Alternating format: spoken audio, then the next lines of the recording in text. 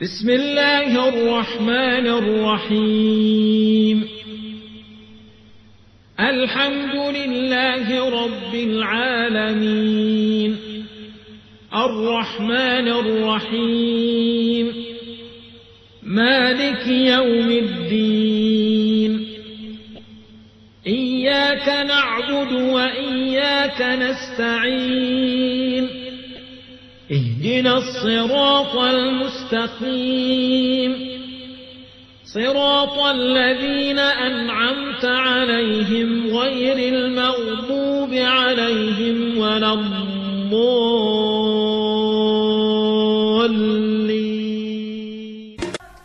আল্লাহ তুমি দয়ার সাগর রহমানুর রহিম তোমার দয়ায় পূর্ণ আমার সারা নিশিদ ছেলেকে যেন ইসলামী আন্দোলনের জন্য কবুল করে সকলে বলেন আমিন। তার মুখ দিয়ে যেখানেই কথা বলেন সেই কথা যেন ইসলামী আন্দোলনের জন্য একটা বলিষ্ঠ কণ্ঠস্বর হয় এবং দেশে কোরআনের আইন প্রতিষ্ঠা করার ব্যাপারে তার সার্বক্ষণিক জীবন যেন অতিবাহিত করতে পারে সকলে বলেন আমিন। আমি এই দোয়া করি আমার এই স্নেহাস্পদকে কোরআন হাকিম থেকে আলোচনা পেশ করার জন্য সবিনয় অনুরোধ করছি।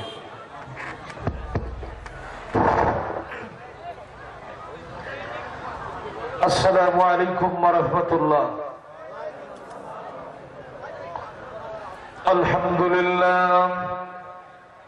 আলহামদুলিল্লাহ নাহমাদুহু ওয়া নাস্তাঈনুহু ওয়া নাস্তাগফিরুহু ওয়া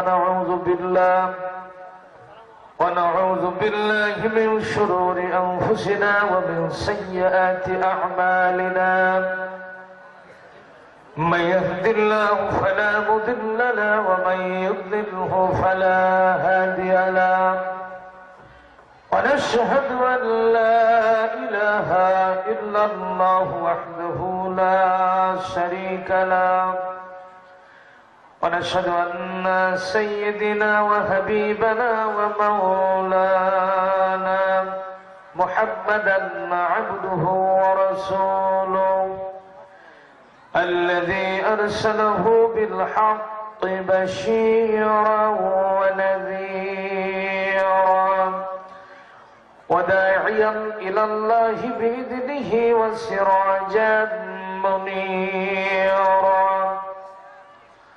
فقد قال الله تعالى في كلامه المجيد وفرقانه الحميد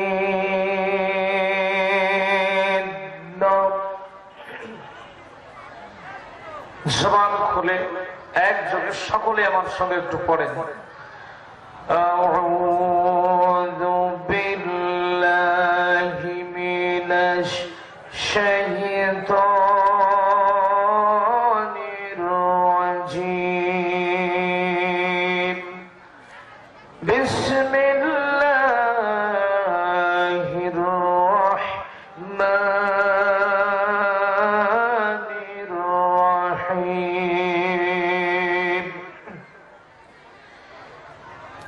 ইন্নামা ওয়ালিয়্যুকুমুল্লাহ إنما وليكم الله ورسوله والذين آمنوا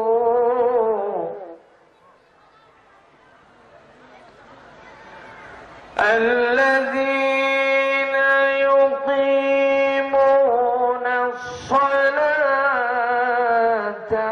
ويؤتون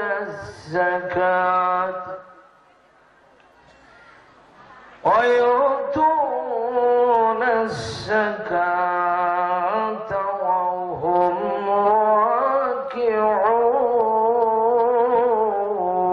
راكعون صدق الله العظيم وقال تعالى في شان رسول الله الله صلى الله عليه وسلم إن الله وملائكته يصلون على النبي يا أيها الذين آمنوا صلوا عليه وسلموا تسليما اللهم صل على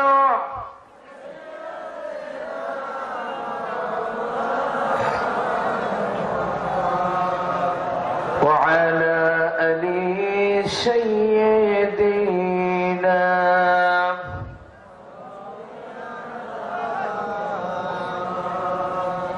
নবীর প্রতি সকলের কলিজায় মহব্বত আছে না নাই? যদি কলিজায় মহব্বত থাকে, হৃদয়ের সবটুকু আবেগ মহব্বত ভালোবাসা উজাড় করে দিয়ে একযোগে কণ্ঠের সাথে কণ্ঠের মিল রেখে সকলেই পড়েন আল্লাহুম্মা সাল্লি আলা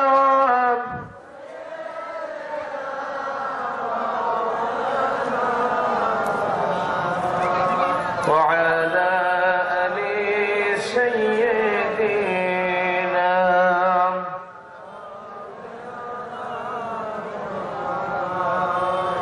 মনটা যদি হইতো প্রবল হাওয়া, হইতো যদি শুভ্র কবুতর, মেঘের দানাই পাঠিয়ে দিতাম মদিনারি পথে, যেথাই আমার প্রিয় নবী ঘুমায় নিরন্তর, যেথাই আমার প্রিয় নবী ঘুমায় নিরন্তর। আল্লাহুম্মা সাল্লি আলা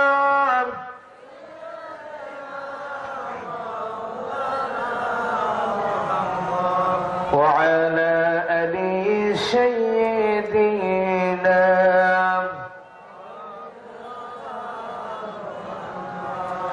তুমি কত সুন্দর কি করে বোঝাই, তুমি কত সুন্দর কি করে বোঝাই, কোন ভাষা পাই না খুঁজে তোমার তুলনা তুমি নিজে, তোমার তুলনা তুমি নিজে।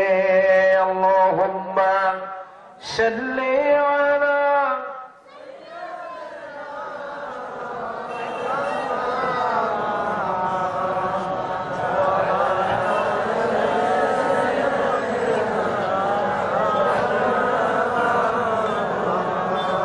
সবাই বলেন বালাগাল উলা বিকামালিহি কাশাফাদ দুজা বিজামালিহি হাসনাল জামিউ খিসালিহি সাল্লু আলাইহি সূরাত ইউসুফ বিদারি حكمت لقمان ما قارئ قرآن بجي أي دل الشادمان ما بلغ العلا بكماله كشف الدجى بجماله حسن الجميع خصاله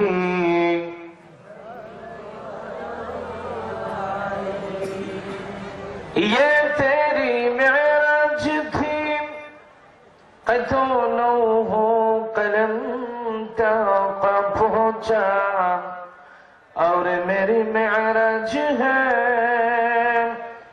तुम्हें तेरे कदम तक पहुंचा बलगल उला बिकमालिही كشف الدجى بجماله حسنت جميع خصاله صلوا عليه اللهم آمين ربنا ظلمنا أنفسنا وإن لم تغفر لنا وترحمنا لنكونن من الخاسرين আয় আল্লাহ তাআলা রকমপুর আদর্শ দ্বিমুখ দাখিল মাদ্রাসা ময়দানে রকমপুর যুব সমাজ কর্তৃক আয়োজিত 2 দিন ব্যাপী ঐতিহাসিক তাফসীরুল কোরআন মাহফিল রব্বুল আলামিন আয়োজন যারা করেছেন শোনার জন্য আর আমরা যারা বলার জন্য এসেছি এই মাহফিল কিয়ামতের দিন কঠিন মুসিবতের সময় আমাদের সকলের জন্য নাজাতের ওয়াসিলা বানিয়ে দাও মাবুদ আল্লাহ জানি না কোন দিন দুনিয়া ছেড়ে বিদায় হয়ে যাব আল্লাহ সারাটা জীবন তো গুনাহ করে ফেলেছে গুনাহে জর্জরিত হয়ে গেছে মাওলা মেহেরবানি করে तमाम জিন্দেগীর গুনাহ বোঝাগুলি maaf করে দাও আয় আল্লাহ তাআলা আমাদের ভেতর থেকে যাদের জনম দুঃখিনী মা বিদায় হয়ে কবরে চলে গেছেন যাদের দরদের আব্বা নামক সম্পদ চিরটা দিনের মতো কবরে চলে গেছে আল্লাহ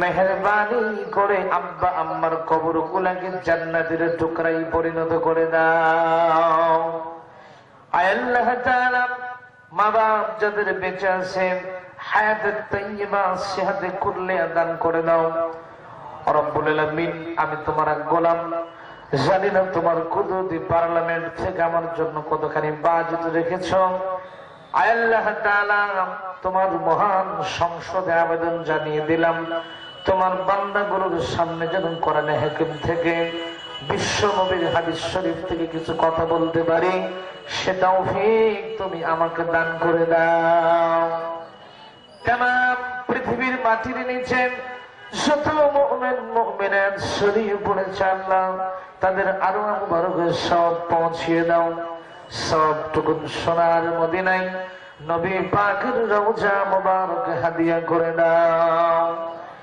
আল্লাহুম্মা ইন্না নাজআলুকা ফি নুহুরিহিম ওয়া নাউযু বিকা মিন শুরুরিহিম ইয়া রাব করম তো ওয়াদাল করে ও বা'দে जो दिल पर असर करे ربنا تقبل منا انك انت السميع العليم وتب علينا انك انت التواب الرحيم سبحان ربك رب العزة عما يصفون وسلام على المرسلين والحمد لله رب العالمين وجعل آخر كلمة عند الموت لا إله إلا الله محمد رسول الله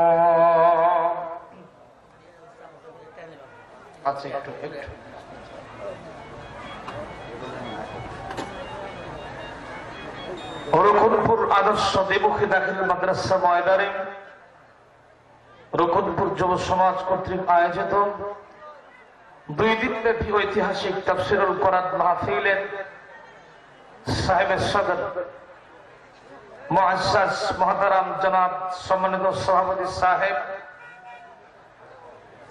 উস্তাদুল আসাতিজা হযরত মাওলানা মোহাম্মদ আতাউর রহমান সাহেব আতাআল্লাহু আমরাহু ওয়া লাউ বারাকাল্লাহু ফি হায়াতি আজকের মাহফিলের প্রধান অতিথি বিশিষ্ট সমাজসেবক জনাব ডক্টর মোহাম্মদ সরওয়ার হোসেন বাদশাহ সাহেব আজকের মাহফিলের বিশেষ অতিথি বৃন্দ বিশেষ করে আজকের মাহফিলের উপস্থাপক আমার পিতৃতুল্য শ্রদ্ধাস্পদ ওস্তাদ আসাতিজা হযরত মাওলানা ইলিয়াস হোসেন সাহেব মঞ্চবিষ্ট উলামা হযরত আজকের মাহফিলের প্রধান বক্তা আকর্ষিত মেহমান বিশ্বনন্দিত মুফাসসির কোরআন হযরত মাওলানা মোহাম্মদ আব্দুল্লাহ আল আমিন সাহেব ঢাকা সহ বিভিন্ন এলাকা থেকে আগত দিনদার, ধর্মপ্রাণ, ইসলাম প্রিয়, ইসলাম দরদি, কোরআন প্রিয়, কোরআন পাগল, তাওহীদ প্রিয়, তাওহীদের পতাকাবাহী ধর্মপ্রাণ মুসলমান ভাই এবং বন্ধুগণ, পর্দার আড়ালে বসা অত্র এলাকার সম্মানিত মা এবং বোনেরা, সকলের প্রতি রইল আমার অন্তরের অন্তঃস্থল থেকে হৃদয় নিংড়ানো ভক্তিপূর্ণ সালাম।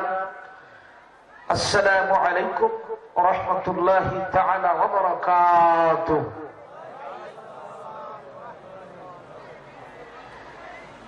মা বোনদের ভিতরে বলছি, মা বোনদের জায়গার সংকট, এখনই জায়গার সমস্যা দেখা দিয়েছে। মেহেরবানি করে একটু চেপে চেপে বসলে খুব ভালো হতো, আরেকজনের জায়গা পেত। সুতরাং একটু চেপে চেপে বসেন। আল্লাহ সুবহানাহু ওয়া তাআলার মহান দরবারে লাখ কোটি শুকরিয়া জ্ঞাপন করছি যে আল্লাহ সুবহানাহু ওয়া তাআলা 2 দিন ব্যাপী আজকের শেষের দিনে আপনাকে আমাকে তার কোরআনে কারীম শোনার জন্য এই ময়দানে কবুল করে নিয়েছেন। সেজন্য করে সেই মহান মনিবের দরবারে আমরা সকলেই নতশিরে খুশির সাথে একযোগে পড়ছি আলহামদুলিল্লাহ, আলহামদুলিল্লাহ, আলহামদুলিল্লাহ। সকলেই পড়েন রব্বানা লাকাল হামদ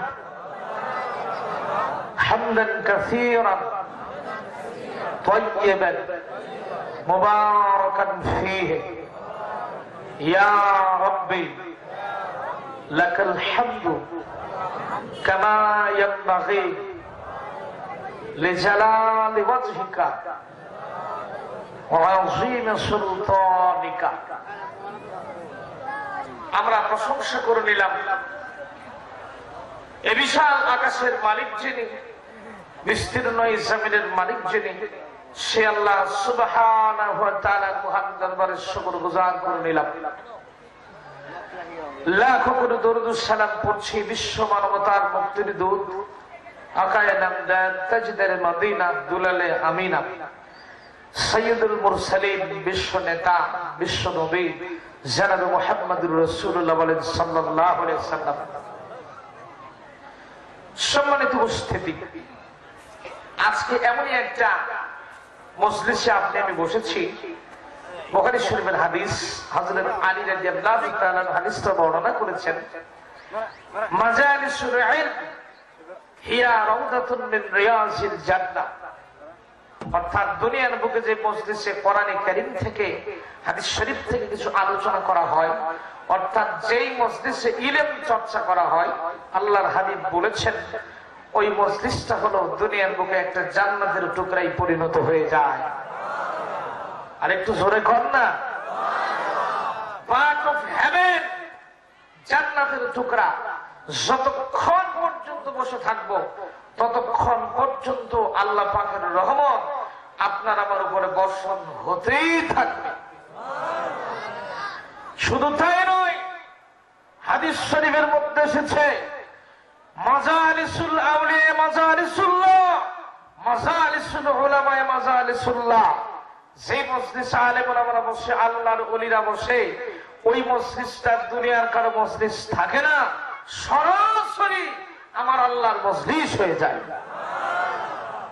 এখন কার মজলিসে বসে আছি? কথা বলেন, কার মজলিসে বসে আছি? আল্লাহর মজলিসে বসে আছি। উদ্দেশ্য একটাই, কথা শুনবো আল্লাহ, ঠিক কিনা বলেন? সম্মানিত ভাইয়েরা আমার, কোরআনে কারীম হচ্ছে একটা আটলান্টিক মহাসাগর। আল্লাহ সুবহানাহু ওয়া তাআলা পৃথিবীর মানুষের জন্য গাইডলাইন্স করে পাঠিয়ে দিয়েছেন। সুবহানাল্লাহ বলেন। আমাদের পিতা হযরত আদম শফিউল্লাহ, তিনি যখন ভুল করলেন একটা, তিনি যখন জান্নাত থেকে চলে আসলেন দুনিয়াতে, ছোট্ট করে বলছি, তখন তিনি বলেন, আয় আল্লাহ, জান্নাত থেকে তুমি আমাকে বের করে দিলে, তাহলে এই জান্নাতে আমি কেমন করে ফিরে আসবো? আল্লাহ পাক বললেন, আদম, চিন্তার কোনো কারণ নেই। তোমার বনি আদম অর্থাৎ তোমার সন্তানেরা যদি আমার পক্ষ থেকে একটা হেদায়েত যাবে, একটা বিষয়বস্তু তাদের কাছে যাবে, সেটা যদি তারা মেনে চলতে পারে, ওইটা দিয়ে যদি তারা জীবন গঠন করতে পারে, তাদেরকে আমি আল্লাহ পাক আবার জান্নাতের মধ্যে ফেরত নিয়ে আসবো। জোরে সরে বলেন সুবহানাল্লাহ। সেই হেদায়েত কি আল্লাহ তাআলা দিয়েছেন? কথা বলেন, দিয়েছেন? সম্মানিত ভাইরা আমার, আল্লাহ রাব্বুল আলামিন বলেন, فمن تبع هدايا فلا خوف عليهم ولا هم يحزنون। জোরে বলুন আল্লাহু আকবার। আমার আল্লাহ বলেন, ফামান মানে অতঃপর, তাবিয়া মানে ইত্তেবা করা, অনুসরণ করা, অনুকরণ করা, মেনে নেওয়া আল্লাহর দেওয়া জীবন বিধান কোরআন দিয়ে যারা জীবন গঠন করতে পারবে, আল্লাহর দেওয়া জীবন বিধান কোরআন যারা মেনে চলতে পারবে, ব্যক্তির সমাজ জীবন, রাষ্ট্রীয় জীবনে যারা কোরআন কারীম মেনে নেবে, আমার আল্লাহ জানিয়ে দিলেন তাদের জন্য কোনো ভয় থাকবে না, আর তাদের জন্য কোন রকম কোন চিন্তাও নাই। সব আল্লাহ পাক দূর করে দেবেন। সম্মানিত ভাইয়েরা আমার, কিন্তু দুঃখজনক হলো সত্য, একটা কথা না বললে নয়, এক শ্রেণীর মানুষ চিন্তা করে যে হুজুরেরা কোরআনের তাফসিরে উঠে কোরআনের নামে রাজনীতি করে। ঠিক কিনা বলেন? মানুষের মনের মধ্যে অটোমেটিক একটা চিন্তা আসে। তাদের জন্য একটা কথা না বললে নয়, ওই যে দুই হাঁস, রাজহাঁস আর পাতি হাঁস, জানেন তো? একটু জবাব দিয়ে। দুই হাঁস চিন্তা করলো যে এলাকায় আর শামুক খাবো না, আমরা এবার চলে যাবো শামুক খাওয়ার জন্য আটলান্টিক মহাসাগরে। আটলান্টিক মহাসাগরে যাওয়ার পরে যে দুই হাঁস নিজেদের মাথাটা পানির নিচে ডুবাই দিছে, যেতেইছে চিন্তা করছে যে এই আটলান্টিক মহাসাগরের তলদেশের কোনো খবর পাওয়া যায় না। চিন্তা করতেছে যদি আর কিছুক্ষণ যায়, এখানেই তো আজরাইল হিজরত করবে। খুব তাড়াতাড়ি মাথাটা উঠায় নিছে। ওঠার পর দুই বন্ধু বলছে, বন্ধুরে, এই আটলান্টিক মহাসাগরের আদিও তলা নাই, একটু তলাই নাই। আচ্ছা, ও হাঁস কেমনে টের পাবে যেখানে সায়েন্স বলছে, বিজ্ঞান বলছে যে আটলান্টিক মহাসাগরের গভীরতা হলো 33,000 ফিট? ও কেমনে টের পাবে? এবার দুই হাঁস চলে গেছে, চিন্তা করলো আটলান্টিক মহাসাগর আর খাবো না, চলে এবার আমরা চলে যাই প্রশান্ত মহাসাগরে। প্রশান্ত মহাসাগরে যাবার পরে দেখতেছে যখন মাথা ডুবাই দিছে, ওই গত দিনের একই ঘটনা ঘটতেছে। তাড়াতাড়ি করে মাথা উঠাই ফেলছে। উঠানোর পরে দুই হাঁস চিন্তা করছে, আরে গেলাম আটলান্টিক মহাসাগরে, সেখানেও তলা খুঁজে পেলাম না, আজকে এলাম প্রশান্ত মহাসাগরে, সেখানেও তলা খুঁজে পেলাম না, এদের কি তলাই নাই? যেখানে আটলান্টিক মহাসাগরের গভীরতা 33,000 ফিট আর প্রশান্ত মহাসাগরের গভীরতা 36,000 ফিট, আরো 3,000 বেশি। ও টের পাবে কেমন? আচ্ছা ভাইরা, এখন আমার প্রশ্ন হলো, আদৌ কি প্রশান্ত মহাসাগর এবং আটলান্টিক মহাসাগরের তলদেশ আছে না নাই? আস্তে করে বলেন, আছে না নাই? আছে। ওই দুই হাঁসের যোগ্যতা নাই, ওই তলদেশে যাওয়ার মতো ওদের বহর নাই। ঠিক কিনা বলেন? ঠিক তেমন করে আল্লাহ পাকের কোরআনে কারিমের মধ্যে সব রকমের ইলম আল্লাহ পাক ঢুকে দিয়েছেন। যারা বলে যে কোরআন একটা রাজনীতির কিতাব, কোরআন দিয়ে হুজুরের রাজনীতি করে, তাদের সম্পর্কে বলতে চাই, ওই দুই হাঁসের যেমন যাওয়ার বহর নাই, ঠিক তেমন করে যারা বলে কোরআনে রাজনীতি নাই, তাদেরও ওই একই অবস্থা, তাদের ইলমের বহর নাই। কথা কি বুঝতে পারছেন? সম্মানিত ভাইয়েরা আমার, আসেন যথারীতি, যেহেতু আমার সময় হাতে খুব অল্প, ছোট্ট করে কয়েকটা কথা বলতে হয়। আসুন আমার সাথে একটু তেলাওয়াত করেন, পড়েন সবাই। আউযু বিল্লাহি মিনাশ শাইতানির রাজীম। বিসমিল্লাহির রাহমানির রহিম। ইন্নামা ওয়ালিয়ুকুমুল্লাহু ওয়া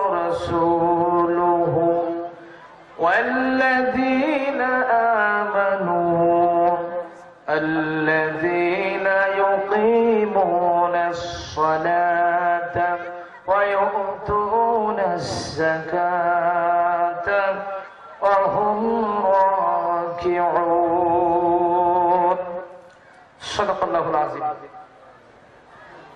সূরা মায়দা মদিনায় অবতীর্ণ আয়াতের সংখ্যা হলো 120টা রুকুর সংখ্যা 16টা সেখান থেকে আমি যে আয়াত কারিমা তেলাওয়াত করেছি তেলাওয়াতকৃত আয়াতের নম্বর হলো 55 পাঁচের সাথে 5 55 এই আয়াত কারিমার ভিতরে আল্লাহ পাক বলছেন আজকের আমার আয়াতের এবং আলোচনার মূল আলোচ্য বিষয় হলো বন্ধু পৃথিবীতে সবচেয়ে পরিচিত একটা শব্দ তার নাম হলো বন্ধু ঠিক কিনা বলেন মানুষ বন্ধুর সম্পর্কে জানে কিনা কথা বলেন তো এই আয়াতের ভিতরে আল্লাহ পাক বলছেন যে নিশ্চয় তোমাদের বন্ধু হবে 3 জন কয়জন এটা বলেন কয়জন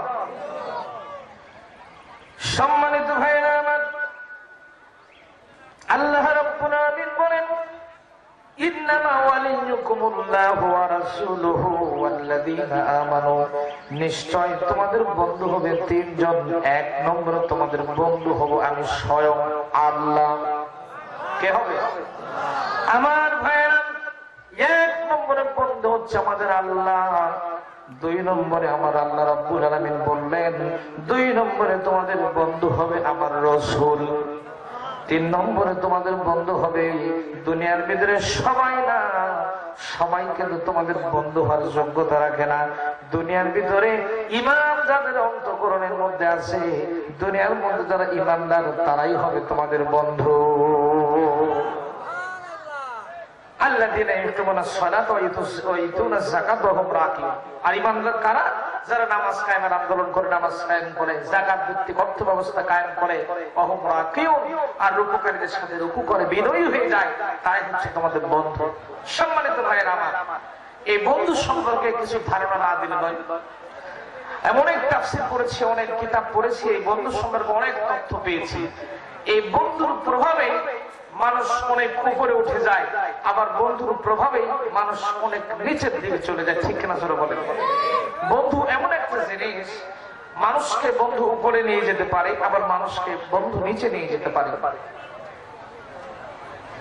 সম্মানিত ভাইয়েরা আমার মিস্টার ফেরাউনের জীবন আমি পড়েছি এই ফেরাউন কিন্তু প্রাথমিক জীবনে ফেরাউন কিন্তু এত খারাপ ছিল না ওর যে বন্ধু হামান টাক হামানের মাথায় ছিল টাক ওর ছিল না চুল আসলে যাদের মাথায় চুল থাকে না বুদ্ধির জ্বালায় যাদের চুল হয়ে যায় আউট আসলে কিন্তু ডাউট আমার ভাইরা এই হামান ফেরাউন কিন্তু এত খারাপ ছিল না হামান সব সময় শুধু বুদ্ধি দেয় হামান সব সময় ফেরাউনকে বুদ্ধি দেয় ফুসলায় এমন করতে করতে ফেরাউনকে এই পর্যায়ে নিয়ে চলে গেছে আমার ভাইয়েরা ফেরাউনের নামে ফেরাউনের মা বাবার কাছে প্রতিদিন মানুষ 2, 3, 4, 5টা করে মামলা দিত ফেরাউন মানুষের ফলমূল চুরি চামারি করে খেত মানুষের ফসল নষ্ট করে দিত বিভিন্ন খারাপ কাজগুলো ফেরাউন করত এক পর্যায়ে ফেরাউনের মা বাবার কাছে মানুষ কমপ্লেন করলো অভিযোগ দায়ের করতে লাগলো এক পর্যায়ে ফেরাউনের মা বাপ অতিষ্ঠ হয়ে গেল ফেরাউনের উপরে ফেরাউনকে করলো ত্যায্য পুত্র ভাইয়েরা আমার মানুষ নিজের সন্তানকে কখন ত্যায্য পুত্র করে যখন অতিষ্ঠ হয়ে যায় যখন আর সহ্য হয় না ঠিক কিনা বলেন তখন কিন্তু ত্যায্য পুত্র করে এই পৃথিবীর ইতিহাস বলতেছে ফেরাউনের মা বাপ প্রথম ফেরাউনকে দুনিয়ার জমিনে ত্যায্য পুত্র করেছিল ফেরাউনের মা বাপ ফেরাউনকে ফেরাউনের নাম ছিল কাবুস কেউ বলেছেন তার নাম ছিল রামসিস আমার ভাইরা ফেরাউনের মা বাপ যখন ফেরাউনকে করলো ত্যায্য পুত্র ফেরাউন চিন্তা করলো বাড়িতে আর যাবো না দেশের মধ্যে থাকবো না দেশ থেকে পালায় যাব ফেরাউনের বাড়ি ছিল তুরস্কে সেখান থেকে ফেরাউন রওনা হলো অন্য দেশের দিকে রওনা হতে লাগলো হঠাৎ করেই দেখা হলো টাক মাথার টাকওয়ালা বন্ধু হামানের সাথে হামান কাজ করছিল খেতে ডাকতে বলে বন্ধু ফেরাউন কোথায় যাবো শুনে ফেরাউন ডাকতে বললো বন্ধু হামান রে মা বাপ ত্যায্য পুত্র করে দিয়েছে বাড়িতে যাওয়ার মতো কোনো পজিশন খালি নাই দেশ ছেড়ে পালাই যাচ্ছি। হামান ডাকতে বলে, বন্ধু আমারও ওই একই কায়দা, আমিও থাকবো না, চলো তোমার সাথে যাই। আমার ভাইয়েরা, দুই বন্ধু মিলে তুরস্ক ছেড়ে দিয়া তুরস্ক থেকে পালায় গিয়া দুই বন্ধু মিলে রওনা হলো মিশরের দিকে। মানুষ বর্ডার যখন পার হয় তখন সাহসে যায় না, ভয়ে ভয়ে যায়। কথা বলে আমার ভাইয়েরা, ফেরাউন আর হামান দুই বন্ধু ভয়ে ভয়ে যখন রওনা হলো, বর্ডার যখন তারা পার হয়ে গেল, তুরস্ক থেকে মিশরের বাড়িতে যখন তারা পা দিছে, ফেরাউনের বিরাট বড় ফিগার, বিরাট বড় একটা দেহ ছিল। ফেরাউনের ক্ষুধা লাগছে, তাকায় দেখলো তরমুজের ক্ষেত, তরমুজের জমিতে তরমুজের জমির মালিক পানি ঢালছিল। ফেরাউন ডাকতে বললো, চাচা মিয়া, মুরব্বী, আমরা এলাকার মানুষ নই, দেশের মানুষ নই, আমরা অন্য দেশ থেকে যদি ক্ষুধা লেগেছে তরমুজ খেতে দেবেন নাকি? তরমুজের মালিক ডাকতে বললো, বাবারা, তরমুজ খেতে দিতে পারি, শর্ত আছে একটা করে তরমুজ দেওয়া হবে তোমাদের খাওয়ার জন্য, প্রত্যেকটা গাছের কোনো এক বালতি করে পানি ঢেলে দাও। ফেরাউন তাতেই রাজি হয়ে গেল। যখন তরমুজ দেওয়া হলো, ফেরাউন আর হামান দুই বন্ধু মিলে খায়। এবার হামান বুদ্ধিওয়ালা, হামান চিন্তা করলো এর কাছে একটা কথা বলে দেখি। হামান প্রস্তাব দিল, চাচা আমরা দেশের মানুষ নই, কাবি খা, কাজের বিনিময়ে খাদ্য এবং আমাদের থাকার ব্যবস্থা করা যাবে কিনা? আমার লোকটাকে প্রস্তাব দিল হামান, চাচা মিয়া, আমরা দেশের মানুষ, আমরা তুরস্কের মানুষ, আমরা মিশরে নতুন এসেছি, থাকার মতো কোনো জায়গা নেই, একটা থাকার খাওয়ার ব্যবস্থা করে দেন। লোকটা চিন্তা করলো, প্রতিদিন তরমুজের গালায় পানি দেওয়া লাগে, তরমুজগুলো বাজারে বিক্রি করার জন্য একটা লোক লাগে, দুইজন মানুষ যখন পাওয়া গেছে এদেরকে রেখেই দেই। আমার যখন দুইজনকে রেখে দিল, দুইজন তরমুজের গাছে পানি ঢালে আর রাতের বেলায় থাকে। এমন করতে করতে হামান শুধু বুদ্ধিদের ফুসলায় ডাকতে বলে, বন্ধু ফেরাউন, কতদিন এরকম করে তরমুজের গোড়ায় পানি ঢালবি? মিশরের সরকারি গোরস্থানে দারোয়ান লাগবে, নিয়োগ বিজ্ঞপ্তি দিয়েছে, তোমার তো ফিগার ভালো আছে, একটা দরখাস্ত দাও। বুদ্ধি দিল কে? হামান বুদ্ধি দিল, বন্ধুরে তোমার তো ফিগার ভালো আছে, তুমি একটা দরখাস্ত মারো, হতেও পারে। ফেরাউন যখন দরখাস্ত মারছে, সবার উপরে ফেরাউন পাস করে গেছে, তার উপর আর কেউ নাই। ফেরাউন সরকারি গোরস্থানের দারোয়ান হয়ে গেছে। আমার ভাইয়েরা, সরকারি গোরস্থানের দারোয়ান যখন ফেরাউন হয়ে গেছে, ছোট্ট গোরস্থানের ভিতরে তারা কাজগুলো পরিচালনা করে, রাতের বেলায় মদ নেশা বিভিন্ন খারাপ কাজগুলো করতে থাকে। গোরস্থানের ছোট্ট ঘরের মধ্যে ফেরাউন আর হামান দু বন্ধু মিলে কাজগুলো করতে থাকে। হামান প্রতিদিন বুদ্ধি দেয়, প্রতিদিন শুধু ফুসটার করে, ফেরাউন গোরস্থানের দারোয়ান কতদিন থাকবে, একটু উপরে ওঠা লাগবে। ফেরাউন ডাক দিয়ে বলে, বন্ধু কেমনে বুড়ো, তো মাথায় তো কাজ করে না। আমার ভাইয়া, হঠাৎ করে দেখা গেল মিশরের বাড়িতে তখন প্লেগ রোগ দেখা দিল, হাজার হাজার মানুষ মারা গেল, মিশরের বাড়িতে হাজার হাজার মানুষ মারা যেতে লাগলো। হামান টাক মাথা, হামান বুদ্ধি দিল, ফেরাউন চিন্তার কোনো কারণ নাই, লাশ যে মাটি আগে দেবে তার কাছে কিছু টাকা নেবা, ঘোষ। আমার ভাইয়েরা, হামান টাক মাথা বুদ্ধি দিল, ফেরাউন আগে যে মাটি দিবে তার কাছ থেকে কিছু মোটা টাকা নিবা, তারপরে লাশ মাটি দিতে দিবা। ফেরাউন চিন্তা করলো, কথা তো খারাপ না। আমার ভাইয়েরা, এইরকম করতে করতে মানুষজন চিন্তা করলো, লাশ কতক্ষণ গোরস্থানের পাশে দাঁড়িয়ে থাকা যায়, কিছু টাকা দিলে যদি আগে মাটি দেওয়া যায় তাহলে তো অনেক ভালো। মানুষ টাকা দিতে লাগলো, ফেরাউন আগে সিরিয়াল দেওয়ার মাটি দিতে দেয়। এইরকম করতে করতে হাজার হাজার টাকার মালিক কিছুদিনের মধ্যে ফেরাউন হয়ে গেল। এবার হামান রাতের বেলায় হামান বুদ্ধি দিল, বন্ধু ফেরাউন, তোমার তো টাকার অভাব নাই, তাহলে কি করবো? হামান বুদ্ধি দিল, বন্ধু এই দেশের জনপ্রিয়তা অর্জন করতে হবে তোমাকে, এই টাকাগুলো তুমি রাতের বেলায় মানুষকে বিতরণ করে দাও। ফেরাউন তাই করা শুরু করলো। হামানের বুদ্ধি মতো ফেরাউন রাতের বেলা টাকাগুলো রাতের বেলা ইনকাম করে, আর দিনের বেলা টাকাগুলো মানুষের বাড়ি বাড়ি পৌঁছে দিতে লাগলো। এমন করতে করতে মিশরের বাড়িতে তখন তৈরি হয়ে গেল, চারদিকে খবর রটনা হয়ে গেল, চারদিকে খবর তৈরি হয়ে গেল, এই দেশে আল্লাহর ওলি একজন আছে। সে হলো ফেরাউন। আমার ভাইয়েরা, ওই দেশের প্রধানমন্ত্রীর নাম ছিল জাহেজ। ওই দেশের স্বরাষ্ট্রমন্ত্রী হঠাৎ করেই কয়েকদিন পরে গেল মারা। যখন স্বরাষ্ট্রমন্ত্রী মৃত্যুবরণ করলো, সেই দেশের প্রধানমন্ত্রী চিন্তা করলো দেশে একটা নির্বাচন দেওয়া দরকার আছে। যখন স্বরাষ্ট্রমন্ত্রীর নির্বাচন দেওয়া হলো, স্বরাষ্ট্র দপ্তরের যখন নির্বাচন চালিয়ে দেওয়া হলো, হামান তার মাথা হামান বলতে দিল, বন্ধু তোমার তো জনপ্রিয়তা কম নাই, তুমিও নির্বাচনে দাঁড়ায় যাও, তুমিও স্বরাষ্ট্রমন্ত্রী নির্বাচনে দাঁড়িয়ে যাও। আমার ভাইরা, হামান যখন বুদ্ধি দিল ফেরাউন তখন স্বরাষ্ট্রমন্ত্রীর জন্য নির্বাচনে দাঁড়িয়ে গেল। ভোট যখন শেষ হয়ে গেছে, সবার উপরে ফেরাউন আর কেউ নাই। মানুষ চিন্তা করলো যে লোক ক্ষমতা না পেতে টাকা দেয়, ক্ষমতা পেলে কি দেবে? কথা বোঝেননি মনে হয়। ক্ষমতা না পাইতে টাকা দেয়, ক্ষমতা পেলেও কি দেবে? মানুষ চিন্তা করলো এর সাথে ভালো মানুষ এই দেশে আর পাওয়া যাবে না। এক ধাপে ভোট দিল ফেরাউনকে। ফেরাউন হয়ে গেল স্বরাষ্ট্রমন্ত্রী।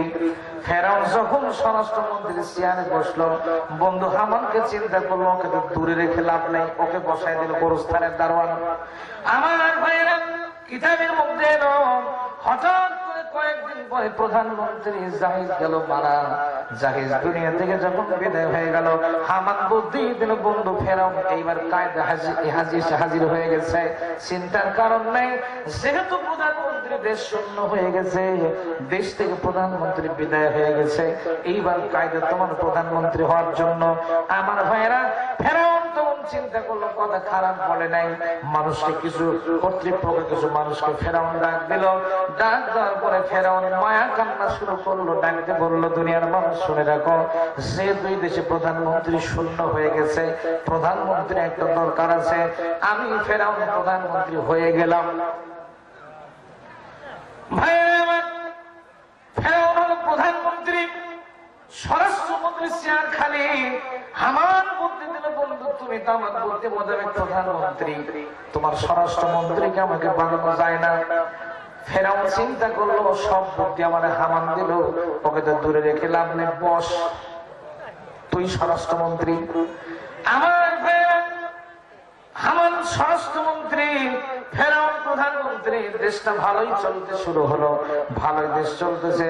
মানুষ বলতে লাগলো আমাদের দেশের সরকারের চাইতে ভালো মানুষ কেউ নাই। আমার ভাইয়েরা, কয়েকদিন পরে হামান শুধু ফুসলাই। সম্মানিত উপস্থিতি, মহিলাদের নাকি খুব কষ্টকর সংকট দেখা দিয়েছে। মেহেরবানি করে আমি মা বোনদেরকে অনুরোধ করছি, যতটুকু পারা যায় একটু সামনে চেপে চলে আসেন। মা বোনদের বলছি, যতটুকু সম্ভব আপনারা একটু নাড়া দেন, একটু সামনে চলে আসেন। আর আমাদের যুবক ভাইদেরকেও বলছি, আপনাদের এখানেও জায়গার সংকট, মেহেরবানি করে একটু চাপতে হবে, একটু যতটুকু পারা যায় আর কি, যেহেতু পেছনের জায়গা নাই, যতটুকু পারা যায় মেহেরবানি করে একটু সামনে একটু নাড়া দেন। দুশর পড়ুন, আল্লাহুম্মা সাল্লি আলা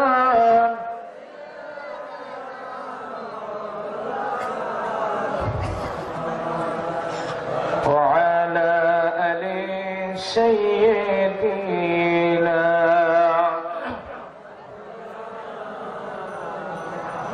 প্রাণ খুলে পড়েন, আল্লাহুম্মা সাল্লি আলা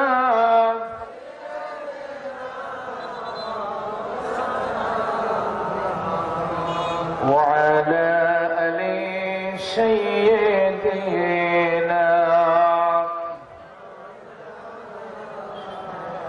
যে মানুষ মানুষের বেদনায়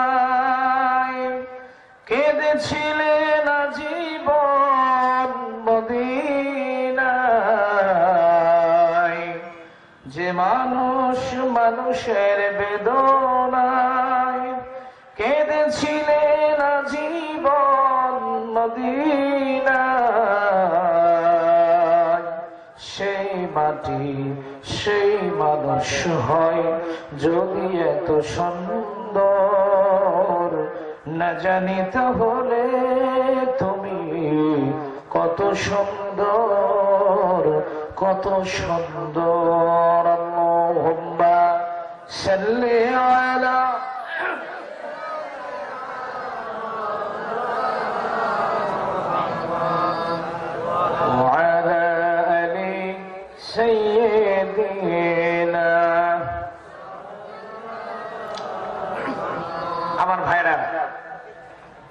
কি হয়ে গেছে বলেন তো? প্রধানমন্ত্রী। হামান কি হলো? স্বরাষ্ট্রমন্ত্রী। দেশ ভালোই চলছে। আমার মাঝে মাঝে হামান শুধু ফুসলার মধ্যে দেখতে বলে, বন্ধু ফেরাউন, এই প্রধানমন্ত্রী হয়ে আর কতদিন থাকবে? আরো উপরে ওঠা লাগবে। ফেরাউন ডাক দিয়ে বলে, বন্ধুরা কত উপরে উঠবো? সিঁড়ি তো আর নাই। ছিলাম গোরস্থানে, ছিলাম প্রথমে তরমুজের খেতে, তারপরে সরকারি গোরস্থানের দারোয়ান, তারপরে হলাম স্বরাষ্ট্রমন্ত্রী, তারপরে প্রধানমন্ত্রী। আর যাবো কোথায়? আমার ভাইয়া হামান ডাকতে বললো, বন্ধুরে সিঁড়ি আরো একটা বাকি আছে, সেটা হলো তুমি একটা বারের জন্য ঘোষণা দিয়ে দাও, এই মিশরের মাটিতে, এই তিলের মাটিতে আল্লাহ বলতে কেউ নাই। নাউজুবিল্লাহ। আমার ভাইয়েরা ফেরাউন ডাকতে বললো, বন্ধুরে এই মিশরের মানুষ এত বোকা না, এখন ওই মানুষ এই কথা বললে মানুষ কিন্তু এখন মানবে না, যেহেতু এই দেশের মাটিতে এখনো পর্যন্ত আল্লাহর বিধানগুলো চলতেছে, আল্লাহর আইনে দেশের মানুষ মেনে চলে, আল্লাহর কথাগুলো তারা মেনে চলে, এখনো পর্যন্ত কথা বললে কিন্তু মানুষ মানবে না। আমার ভাইয়েরা হামান ডাকতে বলে, বন্ধু চিন্তার কোনো কারণ নাই, তোমাকে আল্লাহ বলতে প্রমাণ করার জন্য যা করা লাগে আমি তাই করব, তুমি শুধু ঘোষণা দিয়ে দাও আল্লাহ বলতে কেউ নাই, তোমাকে আল্লাহ প্রমাণ করতে গিয়ে সর্বাত্মক চেষ্টা আমি হামান করব। ভাইরা আমার হামান ডাকতে বললে, বন্ধু চিন্তার কোনো কারণ নাই, একদিন, 2 দিন, 3 দিন, 4 দিন, 5 দিন সময় আমি তোমার কাছ থেকে নেব না, তোমাকে এই দেশের মাটিতে আল্লাহ বলতে প্রমাণ করতে গিয়া আমি 40 বছর পর্যন্ত সময় তোমার কাছ থেকে চেয়ে নিলাম। আমার ভাইরা হামান ডাকতে বলল, বন্ধুরে প্রথম যে 10 বছর থাকবেন, প্রথমে 10 বছরের ভিতরে এই মিশরের মাটি থেকে, এই দেশের মাটি থেকে শিক্ষানীতি আমি পরিবর্তন করে দেব, শিক্ষা ব্যবস্থা পরিবর্তন করে দেব, শিক্ষানীতির ভিতরে আমার আল্লাহর নাম যেগুলো থাকবে সবগুলা পাতা থেকে আল্লাহর নামগুলা কেটে বাদ দেব, আল্লাহর নাম বলতে কিছুই থাকবে না। মানুষ 10 বছর পরে যে শিক্ষাগুলো গ্রহণ করবে সেই শিক্ষা ব্যবস্থার ভিতরে আল্লাহর নামগুলার কিচ্ছু থাকবে না। ভাইরা বুদ্ধি কে দেয়? ও দিচ্ছে বুদ্ধি। 2 নম্বরে 10 বছর শিক্ষা ব্যবস্থা পরিবর্তন করব, আর 10 বছর যেগুলো থাকবে, 10 বছরের ভিতরে এই দেশের মাঠে যত আলেম ওলামা থাকবে, যত আল্লাহর দ্বীন শিক্ষা দেওয়ার মতো লোক থাকবে, এদেরকে হত্যা করব, কারণ ওখানে জেলখানার মধ্যে পড়ে দেব, সবগুলোকে অ্যাটাক করে ধরে রাখবো, যাতে করে আল্লাহর ইলম শিক্ষা দেওয়ার মতো দুনিয়াদার কেউ না থাকে। আমার ভাইয়েরা 3 নম্বরে 30 বছর পর্যায়ে গিয়া আমি দেশের মধ্যে এমন একটা কাজ চালু করে দেব, এমন পর্যায়ে চালু করে দেব, বিয়ে শাদীর প্রয়োজনীয়তা মনে করব না, এমনি মানুষ চলাচল করতে থাকবে, ছেলে মেয়ে একই জায়গায় চাকরি করতে লেগে দেব, যাতে করে ছেলে মেয়ে যখন এক জায়গায় চাকরি শুরু করে দেবে, বিয়ে যখন দরকার হবে না, যেই সমস্ত সন্তানগুলো দুনিয়াতে পয়দা হবে একটাও কিন্তু আল্লাহর ওলি হবে না, সবগুলো হবে জারজ। আমার ভাইয়া 4 নম্বরে 40 বছর যখন পূর্ণ হয়ে যাবে, এই 30 বছর পর্যন্ত এই কাজগুলো করব, বাকি 10 বছর যে 10 বছর থাকবে তোমাকে আল্লাহ বলতে প্রমাণ করতে গিয়ে 10 বছরে এই যতগুলো যারা সন্তান নেই দেশের মাটিতে তৈরি হয়ে যাবে, সবগুলোকে তোমার প্রশাসনিক দায়িত্বের মধ্যে বসায় দেব, সরকারি চাকরির মধ্যে লেগে দেব, যাতে করে যখন তুমি আল্লাহ বলে ডাক দিবা, আর যখন কেউ আল্লাহ অস্বীকার করবে, তোমাকে আল্লাহ বলতে মানতে অস্বীকার করবে, তোমার যারা সন্তান গুলা প্রশাসনের দায়িত্বে যারা লেগে থাকবে সবগুলা তাদের বিরুদ্ধে উঠে পড়ে লাগবে। আমার ভাইয়েরা এগুলো কি বানাই বলতেছি? কথা বলেন ভাইয়েরা আমার। 40 বছর যখন পার হয়ে গেল, 40 বছর পরে 1 দিন 2 দিন 3 দিন না, 40 বছর পরে ফেরাউন ডাকতে বলল, আনা রাব্বুকুমুল আ'লা। এই দুনিয়াতে কথা বলতাম কেউ নাই, আল্লাহ বলতেন কেউ নাই, আমি ফেরাউন আল্লাহ হয়ে গেছি। জোরে কর না আমার ভাইরা। আমি এই কথাগুলো কেন বললাম, সেটার একটা উদ্দেশ্য হলো যে বন্ধু মানুষকে কোন পর্যায়ে নিয়ে চলে যায়। কোত্থেকে ফেরাউন কি ছিল, জিরো, তার থেকে তুলতে তুলতে তুলতে তুলে কোথায় বসায় দিল, বন্ধু হামান বুদ্ধি দিল, সব বন্ধু হামান। হামানের বুদ্ধিমতো চলতে গিয়ে ফেরাউন এই কাজ করেছে। আজকেও যারা কিছু কিছু মানুষ কিন্তু এত খারাপ না, কিন্তু টাক মাথা যারা টাকারু, এরা বুদ্ধি দিয়ে দিয়ে মাথাগুলো নষ্ট করে, ঠিক কিনা জোরে কর। সম্মানিত ভাইয়েরা আমার, যেটা বলছিলাম যে আল্লাহ পাক বলছেন ইন্নামা ওয়ালিয়ুকুমুল্লাহ, নিশ্চয় অবশ্যই আমি আল্লাহ তোমাদের বন্ধু। সুবহানাল্লাহ। সম্মানিত ভাইরা আমার, এই আল্লাহ রাব্বুল আলামিন বলেন ইন্নামা ওয়ালিয়ুকুমুল্লাহ, নিশ্চয় আমি আল্লাহ রাব্বুল আলামিন তোমাদের বন্ধু।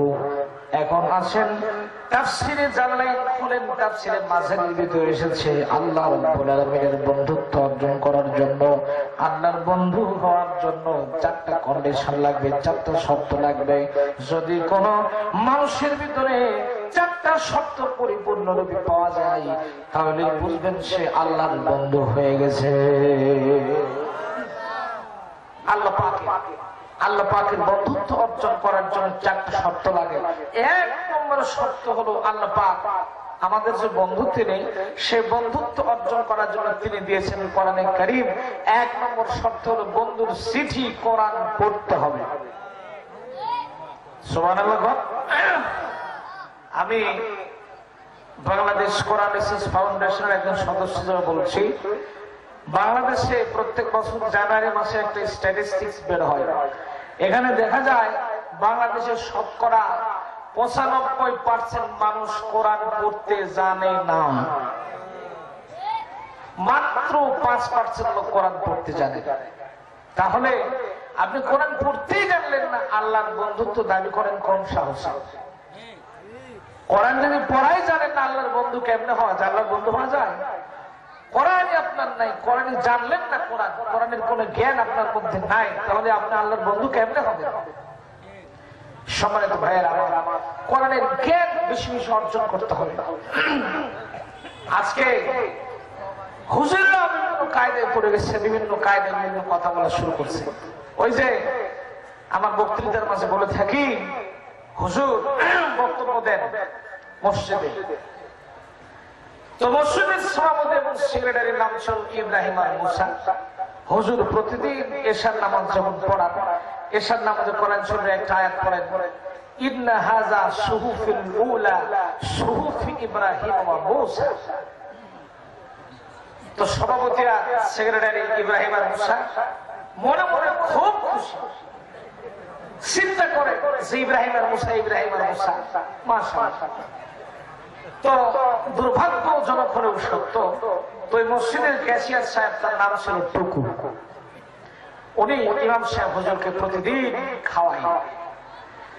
তো রাতের বেলায় হুজুর যখন বাড়ি গেছে, টুকুর মন ভীষণ খারাপ, এটাকে বলছে হুজুর আমি প্রতিটা দিন আপনাকে এত কষ্ট করে খাওয়াই, অথচ আপনি প্রতিদিন শুধু ইব্রাহিম আর মুসা, ইব্রাহিম আর মুসা, ইব্রাহিম আর মুসা, আমার নামটা কি একবারও নিলেন না? হুজুর কয় এই সমস্যা চিন্তার কোন কারণ নেই, এটার সমাধান আমি আগামীকাল দেব।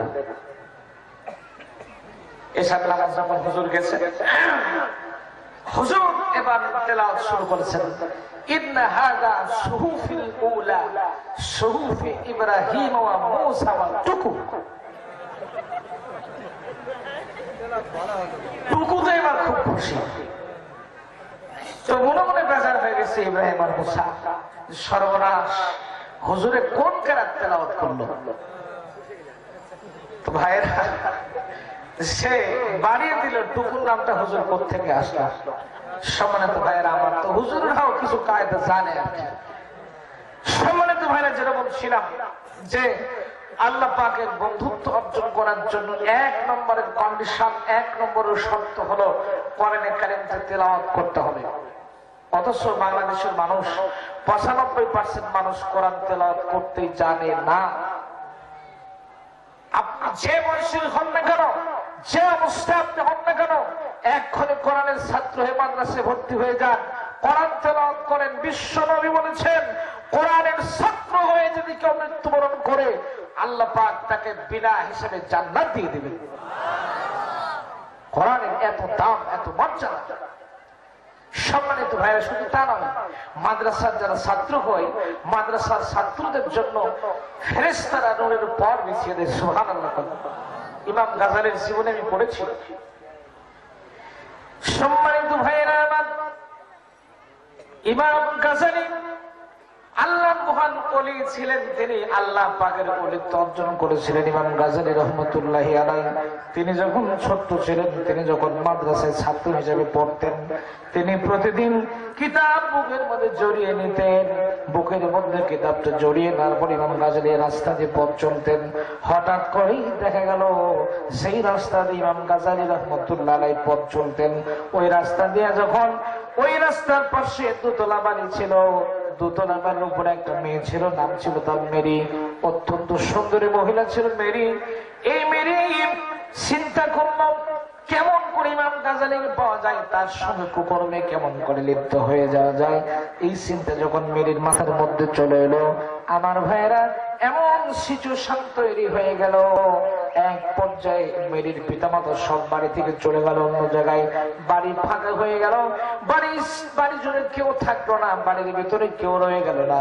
এমন সময় ইমাম গাজালি রহমতুল্লাহ আলাইহি রাস্তা দিয়ে চলতেছেন। হঠাৎ করেই মেরি তার বাড়ির কাজের লোক ইমাম গাজালিকে ডাক দিলেন। আমার ভাইয়েরা, ইমাম গাজালি রহমতুল্লাহি আলাইহি ভিতরে প্রবেশ করলেন। ঘরের ভিতরে প্রবেশ করার পরে মেরি ডাকতে বললো, গাজালি রে, তোমার সঙ্গে আমার সঙ্গে একটু কথাবার্তা আছে। ইমাম গাজালি বলেন, কি প্রশ্ন করতে যাও? তাড়াতাড়ি করে, স্কুলের মাদ্রাসা আমার দেরি হয়ে যেতেছে। এমন সময়ে মেরি ডাকতে বললো, গাজালি, তোমার কিতাবগুলো তুমি রেখে দাও, আস্তে করে রেখে দাও। তোমার সঙ্গে আমার কুকর্মে লিপ্ত হওয়ার দরকার আছে, আমি তোমার সঙ্গে খারাপ কাজে লিপ্ত হয়ে যাব। আমার ভাইয়েরা, ইমাম গাজালি রাহমাতুল্লাহ আলাইহি চিন্তা করলেন, দুনিয়ার কেউ না দেখতে পারে, আমার আল্লাহ কিন্তু ঠিকই দেখবে। দুনিয়ার কেউ যেটা দেখে না সেটা দেখেন কে? চিৎকার বলেন, কে দেখে? আমার ভাইয়েরা, ইমাম গাজালি রাহমাতুল্লাহি আলাইহি চিন্তা করলেন, দুনিয়ার কেউ না দেখতে পারে, আমার আল্লাহ রাব্বুল আলামিন কিন্তু ঠিকই দেখবেন। এই চিন্তা চেতনা যখন ইমাম গাজালি রাহমাতুল্লাহর মনের ভিতরে চলে আসলো, এমন সময় মেরিকে ডাকতে বললো, মেরি, তোমাদের বাড়ির বাথরুম কোথায়, পায়খানা কোথায়, ল্যাট্রিন কোথায়, টয়লেট কোথায় আছে, আমার একটু দেখিয়ে দাও। আমার ভাইয়েরা, মেরি বলল, গাজালি রে, নিচে যাওয়ার কোনো দরকার নাই, নিচে যাওয়া লাগবে না। টয়লেট, বাথরুম, পায়খানা সবগুলো দোতলার উপরে ব্যবস্থা করা যায়, তুমি ভিতরে প্রবেশ করো। আমার ভাইয়েরা, ইমাম গাজালি রাহমাতুল্লাহ আলাইহি ভিতরে প্রবেশ করলেন, পায়খানার ভিতরে প্রবেশ করলেন। কোনো মতে পায়খানা দ্বারা হয় না, এমন পর্যায়ে ইমাম গাজালি রাহমাতুল্লাহ আলাইহি আস্তে করে একটু পায়খানা হাতের মধ্যে উঠিয়ে নিলেন। নেওয়ার পরে সমস্ত শরীরের ভিতরে ইমাম গাজালি রাহমাতুল্লাহ আলাইহি পায়খানা গুলো আস্তে করে মেখে নিলেন। মাখার পরে যখন ইমাম গাজালি মেরির সামনে হাজির হয়ে গেছে, এবার মেরি ডাকতে বলতেছে, পাগল, বাড়ি থেকে বের হয়ে চলে যাও। আমার ভাইয়া, বের হয়ে চলে যাও, দূর হয়ে যাও। ইমাম গাজালি রহমতুল্লাহ আলাইহি বাড়ি থেকে বেরিয়ে গেলেন। যাওয়ার পরে ইমাম গাজালি রহমতুল্লাহ আলাইহি দৌড়ে চলে গেলেন পুকুর পাড়ে। যাওয়ার পরে ভালো করে গোসল করলেন। গোসল করার পরে আমার কিতাবটা বুকের ভিতরে জড়িয়ে নিলেন। আস্তে করে হাঁটা দিলেন। ইমাম গাজালি রহমতুল্লাহ আলাইহি হাঁটতে হাঁটতে আবার মাদ্রাসার দিকে চলে গেলেন। আমার মায়েরা, হুজুরের নাকের ভিতরে গন্ধ ধরা পড়ে গেল। ইমাম গাজালিকে ডাকতে বললেন, গাজালি, তুমি কোন সুগন্ধ ব্যবহার করেছো কিনা? তোমার গা থেকে একটা গন্ধ বের হতেছে। ইমাম গাজালি মনে করলেন হয়তো তাড়াতাড়ি করে গোসল করার কারণে গন্ধ মনে গা থেকে যায় না। হুজুর মনে বুঝতে পেরেছে। আমার ভাইয়েরা, হুজুর ডাকতে বলছে, গাজালি রে, তোমার গা থেকে এত সুন্দর গন্ধ আমার নাকের ভিতরে অনুভূত হইতেছে। আমি বলছি, মন থেকে বলছি, আমার জীবনে এত সুন্দর গন্ধ আর কোনদিন পাই নাই। ভাইরা আমার, ইমাম গাজালিকে ডাকতে বলল, গাজালি রে, প্রতিদিন মাদ্রাসা মাদ্রাসা আসতে দেরি করো, কিছু বলি না। আজকে আসতে দেরি করলে কেন? আজকে অনেক দেরি করে ফেলেছো, কি হয়েছে তোমার একটু খুলে বলো। আমার ভাইরা, ইমাম গাজালি রাহমাতুল্লাহ আলাইহি বললেন, হুজুর আমি যখন প্রতিদিন মাদ্রাসার দিকে রওনা হয়ে যাই, প্রতিদিন যখন মাদ্রাসার দিকে আমি বেরিয়ে পড়ি, হঠাৎ করে লক্ষ্য করে দেখি বাড়ির বাইরে যখন আমি দুটো পা দিই, আমি তাকায় দেখি আমার রাস্তার পাশে দুই পাশে হলুদ রঙের সবুজ রঙের সুন্দর সুন্দর পাখিগুলো, সুন্দর সুন্দর পাখাগুলো রাস্তার উপরে বিছিয়ে সুন্দর সুন্দর করে রেখে দেয়। আমার মনে বড় মায়া লাগে, আমার মনে বড় কষ্ট লাগে। আমার মনে হয় এই পাখিগুলার পায়ের উপরে, এই পাখিগুলার পাখার উপরে কেমন করে আমি পা দেব। এই জন্য করে আস্তে করে পাখিগুলার পা থেকে পাখিগুলার পাখার উপরে যেন কোনো পা না পড়ে যায়, আস্তে করে পাখাগুলা আস্তে করে দুই হাতে মেরে মেরে টান দিই। তারপরে মাদ্রাসায় আসতে আমার দেরি হয়ে যায়। আমার ভাইয়েরা, ইমাম গাজালি একদম বললেন, হুজুর আজকে আমার আসতে দেরি হলো, তার কারণ হলো, সবচেয়ে আসতে বেশি দেরি হওয়ার কারণ হলো, আজকে যখন মাদ্রাসা আসতেছিলাম এত বেশি পাখি পাখাগুলা সুন্দর সুন্দর পাখাগুলা মেলে দিয়েছে। আমার মনে বড় মায়া লাগে, বড় কষ্ট লাগে। পাখিগুলার পাখায় যেন কোনো প্রকার কোনো পা না পড়ে যায়। আস্তে করে প্রত্যেকটা পাখিকে টান দিতে দিতে গিয়া পাখাগুলা সরাই নিতে নিতে আমার প্রতিনিয়ত আসতে মাদ্রাসায় আসতে দেরি হয়ে গেছে।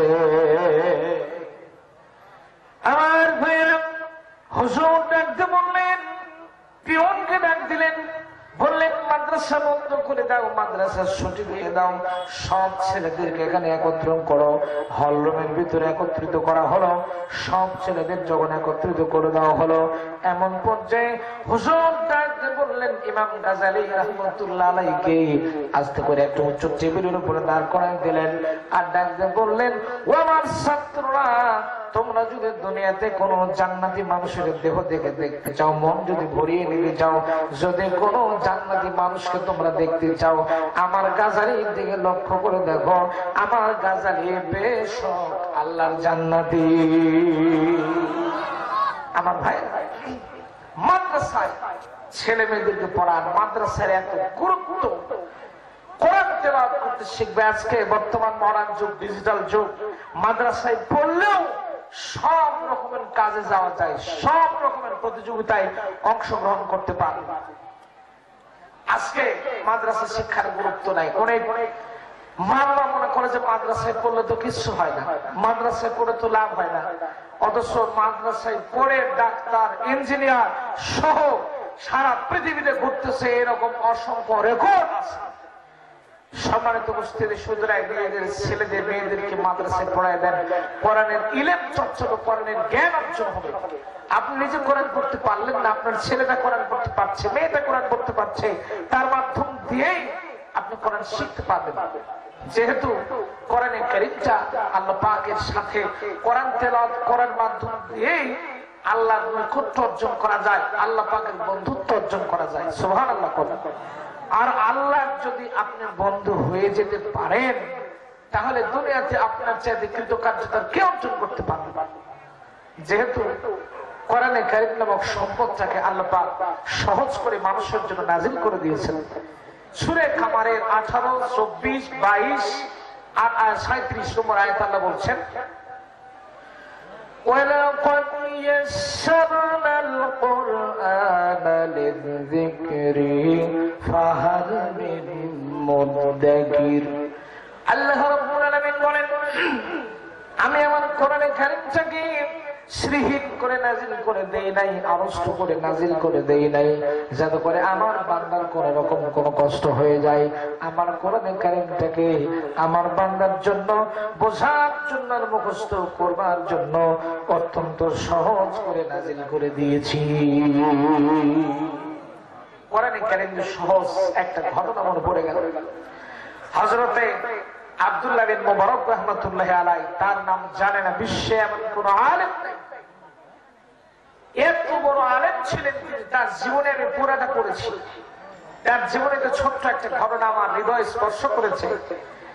হযরতে আব্দুল্লাহ বিন মুবারক রাহমাতুল্লাহ আলাইহি তিনি ফরজ হজ করেছিলেন। নফল হজ যখন তিনি করতে যাবেন, এমন সময় তার 11-12 বছরের একটা ছেলে ইমাম হযরত আব্দুল্লাহ বিন মুবারক রাহমাতুল্লাহ আলাইহির কাছে কান্নাকাটি শুরু দিলেন, কাঁদছেন, এসে বলছেন, আব্বা অমুকের বাড়িতে গোশত রান্না হয়েছে, আমাকে গোশত খেতে দিল না।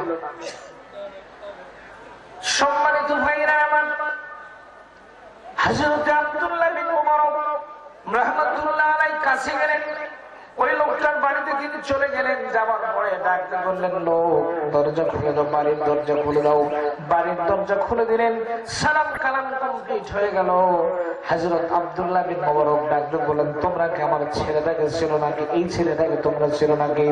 লোকটা বলল, হুজুর এই ছেলেটাকে আমরা চিনি। তাহলে আমার ছেলেটা যখন খাবার চেয়েছিল তোমাদের কাছ থেকে, তোমাদের বাড়ি থেকে গোশত রান্না হয়েছে কিনা?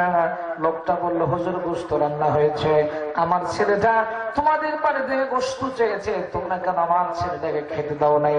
লোকটা চোখের পানি ছেড়ে দিলেন আর ডাকতে বললেন, হুজুর আপনি জাকাত সজ্জার মাল খান না, আপনার ছেলেটাকে আমরা চিনি। ও হুজুর 3 দিন পর্যন্ত কোনো কাজ কাম পাই নাই, 3 দিন পর্যন্ত ঘুরে বেড়াইতেছি, সারা দেশ ঘুরে বেড়াই, কোথাও কোনো কাজের সন্ধান পাইনি। হঠাৎ করে বাড়ির ভিতরে আমার স্ত্রীর পরিবার পরিজন সন্তান গুলা ক্ষুধার জ্বালায় কাঁদতেছে, তাদেরকে কি খাবার তুলে দেব? এই জন্য করে আমি মাঠের ভিতর দিয়ে যখন আসতেছিলাম, হঠাৎ করে তাকায় দেখি একটা গরু মরে পড়ে আছে। আস্তে করে চামড়াটা ছিলে ফেলে দিয়া সেখান থেকে কিছু গোশত কেটে রান্না করে আজকে আলিতে তুলে দিয়ে খাইতেছি। আমার ভাইয়েরা, ও হুজুর আপনার ছেলেটাকে গোশত দিতে পারি নাই, এই জন্য যদি আমার বেয়াদবি হয়ে যায়, আল্লাহর হস্তে আপনি আমাকে মাফ করে দেন। আমার ভাইয়েরা, আব্দুল্লাহ বিন মুবারক রাহমাতুল্লাহ আলাইহি চোখের পানি ছেড়ে দিলেন, ডুকরে ডুকরে কান্না শুরু করে দিলেন। আস্তে করে বললেন, তুমি দাঁড়াও। দৌড়ে বাড়িতে গেলেন। বাড়িতে যাওয়ার পরে হজ করার জন্য যে টাকা পয়সা অর্থ সম্পদ সংগ্রহ করেছিলেন সবগুলো এনে লোকটার হাতের মধ্যে উঠাই দিলেন আর ডাকতে বললেন, ভাই আমি জানি না তুমি আমার প্রতিবেশী মানুষ, এত কষ্টের মধ্যে তুমি আছো, তোমার কোনো খেদমত আমি করতে পারি নাই। ফরজ হজ করেছিলাম, নফল হজ করতে যাব না, তোমাকে আমার টাকা পয়সা গুলো সবগুলো দিয়ে দিলাম, তুমি নিজে খাও, পরিবারকে খাওয়ায়, আর যা টাকা পয়সা থাকবে নিজে ব্যবসা বাণিজ্য প্রতিষ্ঠিত করো। আমার ভাইয়েরা, ওই দিনের 45 দিন পরে হযরত আব্দুল্লাহ বিন মুবারক রাহমাতুল্লাহ আলাইহির প্রতিবেশী একজন ভাই হজ করতে গিয়েছিল, তার এক বন্ধু হজ করতে গিয়েছিল। হজ থেকে ফিরে আসার পরে ডাকতে বলল, আব্দুল্লাহ বিন মুবারক হজ থেকে তুমি কতদিন ফিরে এসেছো? হযরত আব্দুল্লাহ বিন মুবারক বলছেন, বন্ধুরে এই বছর তো আমি হজে যাই নাই, হজ করতে যাই নাই, হজের টাকাগুলো একজনকে দান করে দিয়েছি। বন্ধু ডাক দিয়ে বলে, আব্দুল্লাহ বিন মুবারক সত্যি করে বলো তুমি কোন দিন হজ থেকে ফিরেছো? হযরত আব্দুল্লাহ বিন মুবারক বললেন, হজে যাই নাই, হজ থেকে ফিরি নাই, এই ঘটনা ঘটেছে, টাকাগুলো দান করে দিয়েছি। লোকটা ডাক দিয়ে বলে, বন্ধুরে মিথ্যা কথা তুমি বলো না, আমি যখন বাইতুল্লাহ জিয়ারত করেছি আমি তাকায় দেখেছি তুমি আমার সামনে দাঁড়ায় আছো। আমি যখন মদিনা জিয়ারত করলাম আমার রাসূলের রওজা যখন সালাম দিতে গেছি আমি লক্ষ্য করে দেখেছি তুমি আমার সামনে ঘুরতেছো। আমি মিনা মুজদালিফা গিয়েছি, সব জায়গায় তোমাকে তাকায় তাকায় দেখেছি, তোমার সঙ্গে কথা বলতে পারি নাই, সব জায়গায় তোমাকে লক্ষ্য করে দেখেছি। আমার ভাইয়েরা, এই ঘটনা শোনার পরে আব্দুল্লাহ বিন মুবারক রাহমাতুল্লাহ আলাইহি কেঁদে ফেললেন, চোখের পানি পড়া শুরু হয়ে গেছে। রাতের বেলায় স্বয়ং আল্লাহ রাব্বুল আলামিন আরশে আজিম থেকে স্বপ্ন দেখিয়ে দিলেন। আমার আল্লাহ আব্দুল্লাহ বিন মুবারককে জানিয়ে দিলেন, আব্দুল্লাহ বিন মুবারক রে, তুমি যে কাজ করে ফেলেছো, হজ না করে যে কাজ তুমি পরিচালনা করেছো, সেই কাজ করার জন্য আমি আল্লাহ রাব্বুল আলামিন আমার আরশে আজিম খুশি হয়ে গেছে। এই জন্য করে আমি আল্লাহ রাব্বুল আলামিন তোমার সুরত ধরে দিয়া, তোমার চেহারা ধরে দিয়া, আমার একটা রহমতের ফেরেশতা দিয়া আমি স্বয়ং আল্লাহ নিজেই তোমার হজের কার্যক্রম পরিচালনা করেছি। সেই হযরত আব্দুল্লাহ বিন মুবারক রাহমাতুল্লাহ আলাইহি ফরজ হজ করে ফিরছিলেন। হঠাৎ করে তিনি রাস্তার পাশে দেখলেন একজন বয়স্কা বৃদ্ধ একজন মহিলা মানুষ রাস্তার উপরে পড়ে আছে। কাছে গেলেন, যাওয়ার পরে হযরত আব্দুল্লাহ বিন মুবারক রাহমাতুল্লাহ আলাইহি বুড়ি মানুষটাকে সালাম দিলেন। তো বুড়িমা সালামের জবাবটা সরাসরি ওয়ালাইকুম আসসালাম না বলে বুড়িমা সালামের জবাবটা দিলেন এইভাবে, সালামুন কওলাম মির রাব্বির রহিম। আমার ভাইরা আব্দুল্লাহ বিন মুবারক রাহমাতুল্লাহ আলাইহি জিজ্ঞেস করলেন, প্রশ্ন করলেন, বুড়িমা হজ হয়ে গেছে, সবাই চলে গেছে, আপনি একা একা পড়ে আছেন কেন, এখানে পড়ে আছেন কেন, কি হলো আপনার? আমার ভাইরা আল্লাহর বান্দী বুড়িমা রাস্তা হারায় ফেলেছেন, পথ ভুলে গেছেন, এই কারণে তিনি এখানে পড়ে আছেন। সেই কথাটা তিনি কোরআন দিয়ে বলে দিলেন। বুড়িমা পড়তেছেন, মাইয়ুযলিলিল্লাহু ফালা হাদিয়া লাহু। আমি রাস্তা ভুলে গেছি, পথ হারায় ফেলেছি, এই কারণে এখানে পড়ে আছি। সম্মানিত ভাইরা আমার, মুহাদ্দিস আব্দুল্লাহ বিন মুবারক রাহমাতুল্লাহ আলাইহি প্রশ্ন করলেন, তিনি ডাকতে বললেন, বুড়িমা বুঝতে পেরেছি হজ হয়ে গেছে, এখানে পড়ে আছেন। ও আল্লাহর বান্দা বুড়িমা, তাহলে আপনি কয়দিন পর্যন্ত এখানে পড়াছেন একটু বলবেন নাকি? আল্লাহর বান্দী বুড়িমা আবার কোরআনে কারীম তেলাওয়াত করে আয়াত ছেড়ে দিলেন, জবাব তিনি আওয়াজ দিয়ে জবাব দিয়ে দিলেন। বুড়িমা পড়তেছেন, সালাসা লায়ালিন সাবিয়া। এই আয়াতের মানে হলো লাগাতার 3 দিন পার হয়ে গেছে, এখানেই পড়ে আছে। ভাইরা আমার, মুহাদ্দিস সাহেব প্রশ্ন করলেন, বুড়িমা আপনার কাছে কিছুই দেখলাম না, কোনো খাবার দেখি না, কোনো পানিও দেখি না, কিছুই দেখি না, আপনি কি খাচ্ছেন, কেমনে চলতেছেন একটু বলবেন কিনা? আল্লাহর বান্দী বুড়িমা কোরআন তেলাওয়াত করে জবাব দিয়ে দিলেন। বুড়িমা পড়তেছেন, আল্লাযী হুয়া ইউতঈমুনি ওয়া ইয়াসকিন। ওই আল্লাহ, তিনি আমাকে খাওয়ায়, তিনি পান করায়, আমার কোনো সমস্যা হয় না।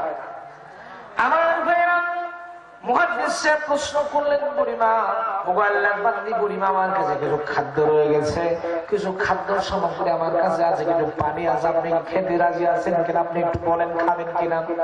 আমার ভাইরা, আল্লাহর বান্দী বুড়িমা যে খাবেন না এই কথাটাও তিনি কোরআন তেলাওয়াত করে বলে দিলেন। বুড়িমা পড়তেছেন, কোরআন তেলাওয়াত করছেন এইভাবে, সুম্মা আতিম্মুস সিয়ামা ইলাল লাইল। অতঃপর তোমরা তোমাদের রোজাকে রাত পর্যন্ত পূর্ণ করে দাও। আমার ভাইরা, এরপরে তিনি বললেন, বুঝিয়ে দিলেন, আমি তো রোজা রয়ে গেছি, আর রোজা অবস্থায় কিছু খেতে পারি, রোজা অবস্থায় কোনো কিছু আমি খাদ্য গ্রহণ করতে পারি না। মুহাদ্দিস সাহেব বললেন, বুড়িমা এটা তো রমজানের মাস নয়, আর আপনি তো সফরের হালতে আছেন, রোজাটা ভেঙেও তো আপনি খাইতে পারেন, পান করতে পারেন। আমার ভাইরা, তিনি যে খাবেন না, তারপরে তিনি আরেকটা আয়াত পড়লেন কোরআন থেকে, এইভাবে পড়তেছেন, ওয়া আনতাসুমু খায়রুল লাকুম ইন কুনতুম তা'লামুন। রোজার মধ্যে অনেক গুরুত্ব, অনেক ফায়দা, এরা যদি তোমরা জানতে, এই সম্পর্কে তিনি বললেন। মুহাদ্দিস সাহেব চিন্তা করলেন, সর্বনাশ, এ তো একটা সামান্যতম বুড়ি মানুষ, এই বুড়ি আমার সামনে এখন তার মাতৃভাষায় কথা বলেনি, আমি এত বড় একটা মুহাদ্দিস, এই বুড়ি মানুষটাকে আমি তার মাতৃভাষায়, তার গ্রামের ভাষায় কথা বলেই ছাড়ব। মুহাদ্দিস সাহেবের চিন্তা ছিল যে আল্লাহ কোরআন শরীফে তো গ্রামের নাম নাই। মুহাদ্দিস সাহেব প্রশ্ন করলেন, বুড়িমা বলেন তো দেখি, আপনার বাড়ি কোথায়, আপনার গ্রাম কোথায়, আপনার বাড়ি কোথায়, কোত্থেকে এসেছেন? বুড়িমা বুঝতে পারলেন যে তাকে একটু আটকানোর চেষ্টা করা হচ্ছে, তাকে একটু ঠকানোর কায়দা করা হচ্ছে। কিতাবে এসেছে, বুড়িমা মুসকিনের একটু হাসি দিলেন, দেওয়ার পরে আল্লাহর বান্দী বুড়িমা কোরআন তেলাওয়াত শুরু করলেন। বুড়িমা পড়তেছেন, সুবহানাল্লাযী আসরা বি'আবদিহি লাইলাম মিনাল মাসজিদিল হারাম ইলাল মাসজিদিল আকসাল্লাযী বারাকনা হাওলাহু লিনুরিয়াহু মিন আয়াতিনা ইন্নাহু হুয়াস সামিউল বাসীর। এটা পেশাব করার দোয়া, পায়খানা তো আপনারা যে পড়লেনই না, অনেকেই তো জানেন, পড়লে গুনাহ টোনা হবে নাকি? আমার সাথে একটু পড়েন না, পড়েন সুবহানাল্লাযী আসরা বি'আবদিহি লাইলান মিনাল মাসজিদিল হারাম ইলাল মাসজিদিল আকসাল্লাযী বারাকনা হাওলাহু লিনুরিয়াহু মিন আয়াতিনা ইন্নাহু হুয়াস সামিউল বাসীর। আমার ভাইরা, আল্লাহ বান্দি পরিমা তিনি বললেন, সূরা বনী ইসরাঈল থেকে পড়ে দিলেন। তিনি বললেন, আমার বাড়ি হলো মসজিদে আকসার কাছে, গিয়েছিলাম মসজিদে হারামে হজ করবার জন্য, কিন্তু মাঝখানে রাস্তা ভুলে গেছি, পথ ভুলে গেছি, এই কারণে এই জায়গাতে আমি পড়ে রয়ে গেছি। আমার ভাইরা, মুহাদ্দিস সাহেব আব্দুল্লাহ বিন মুবারক রাহমাতুল্লাহ আলাইহি কোনো প্রশ্ন করলেন না। তিনি আর কোনো প্রশ্ন করার চিন্তা করলেন না। আস্তে করে তিনি একটা প্রস্তাব দিয়ে দিলেন, ডাক দিয়ে বললেন, বুড়িমা, ওগো আল্লাহর বান্দি বুড়িমা, আমার কাছে একটা উটনি রয়েছে, একটা উট আমার কাছে আছে। আপনি যদি ইচ্ছা পোষণ করেন, আপনি যদি চাহিদা কামনা করেন, তাহলে আপনাকে আমার উটের পিঠের উপরে বহন করে আপনাকে আপনার বাড়ি পৌঁছে দেব। তিনি যে যাবেন, হ্যাঁ, সরাসরি হ্যাঁ বললেন না। তিনি কোরআনের আয়াত পড়েন, তাফআলু মিন খায়রিন ইয়ালামুহুল্লাহ। এই আয়াতের মানে হলো, ওয়াইন তাফআলু, আর যদি তোমরা যে কাজগুলো করো সেই কাজের রেকর্ড আল্লাহর কাছে আছে, অবশ্যই আল্লাহ পাক এর জন্য তোমাদের প্রতিদান দেবেন। জোরে বলেন সুবহানাল্লাহ। এবার ঘটনা ছোট্ট করে বলছি। এবার যখন বুড়িমা উটের পিঠে উঠছিলেন, এমন সময় মুহাদ্দিস সাহেব বড় বড় চোখ করে বুড়িমার দিকে তাকিয়ে আছে। বুড়িমা কোরআনের একটা আয়াত করে একটা ধমক দিলেন। কোরআন কারীমের ভিতরে এলো, কুল লিল মুমিনিনা ইয়াগুদ্দু মিন আবসারিহিম।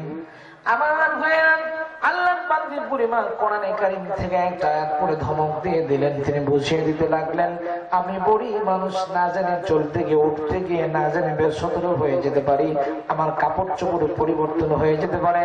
ও মুহাদ্দিস সাহেব, সুতরাং তাড়াতাড়ি করে তুমি তোমার চক্ষু গুলাকে নিজের দিকে করে না, নিম্নগামী করো।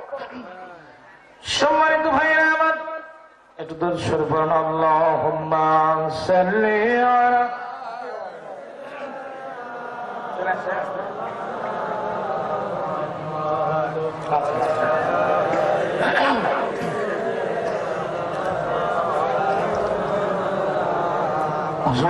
আল্লাহুম্মা সাল্লি আলা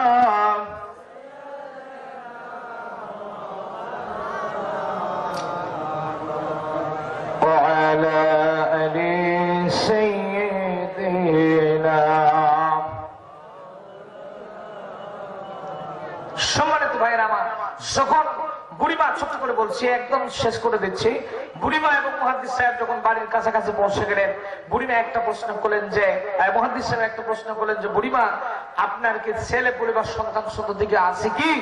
বুড়িমা কোরআনের একটা আয়াত তেলাওয়াত করে সেটার জবাব সুন্দর করে দিলেন। বুড়িমা পড়ছেন, আল মালু ওয়াল বানুনা জিনাতুল হায়াতিদ দুনিয়া। এই দুনিয়ার জমিনে ধন সম্পদ সন্তান সন্ততি হলো সবচেয়ে বড় একটা নেয়ামত। এই নেয়ামত থেকে আমার আল্লাহ তাআলা আমাকে বঞ্চিত করে নাই। আমার মেয়েরা, এবার মুহাদ্দিস সাহেব চিন্তা করলেন, তাকে ঠকানোর জন্য একটা চিন্তা করলেন। মুহাদ্দিস সাহেবের ধারণা ছিল আল্লাহ কোরআন শরীফে মনে হয় সন্তান সন্ততিগুলোর নাম নাই। মুহাদ্দিস সাহেব প্রশ্ন করেই ফেললেন। মুহাদ্দিস সাহেব বললেন, বুড়িমা, আপনার সন্তানগুলোর নামকে একটু বলবেন কিনা? আমার মেয়েরা, আস্তে করে বুড়িমা কোরআন তেলাওয়াত করা শুরু করলেন। বুড়িমা আস্তে করে তেলাওয়াত শুরু করলেন, ইয়া ইয়াহইয়া খুযিল কিতাবা বিকুওয়া ওয়া কাল্লামাল্লাহু মূসা তাকলীমা ওয়া ইত্তাখাযাল্লাহু ইব্রাহিমা খলীলা। একটা একটা করে তিনটা আয়াত পড়লেন বুড়িমা। পড়ার পরে তিনি প্রথমে বললেন, ইয়া ইয়াহইয়া খুযিল কিতাবা বিকুওয়া। আমার একটা সন্তান আছে, তার নাম হলো ইয়াহিয়া। দ্বিতীয়ত করলেন নারায়ে তাকবীর, নারায়ে তাকবীর। প্রধান বক্তার আগমন, প্রধান বক্তার আগমন, নারায়ে তাকবীর, নারায়ে তাকবীর। প্রধান বক্তার আগমন, প্রধান বক্তার আগমন, নারায়ে তাকবীর। সম্মানিত উপস্থিতি, আমার সম্মানিত বড় ভাই, আজকের মেহমান আন্তর্জাতিক খাদি সংঘের মুফাসসির কোরআন হযরত মাওলানা আব্দুল্লাহ আল আমিন ভাই এসে গেছেন। সুতরাং আমি আর আলোচনা এখানেই শেষ করছি। তো সকলে আমার জন্য দোয়া করবেন, এই বলে আমি আমার আলোচনা শেষ করছি। আসসালামু আলাইকুম ওয়া রাহমাতুল্লাহ।